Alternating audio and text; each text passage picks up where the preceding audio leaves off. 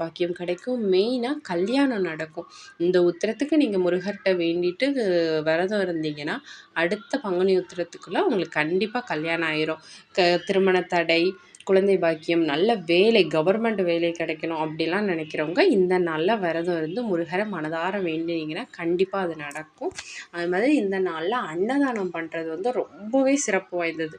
இந்த விரதம் மேற்கொள்கிறவங்க வந்து கண்டிப்பாக யாராவது ஒருத்தருக்கோ இல்லை உங்களுக்கு முடியும்னா 3 பேர் 5 பேர்னு அன்னதானம் பண்ணிவிட்டு நீங்கள் வந்து அதுக்கப்புறம் விரதத்தை முடித்து சாப்பிட்டீங்கன்னா அதுக்கான பலன் வந்து உங்கள் கை மேலே கிடைக்கும். அது உங்களுக்கே தெரியும், உடனே கிடைக்கும். அவ்வளோ சிறப்பு வாய்ந்த இந்த விரதம்.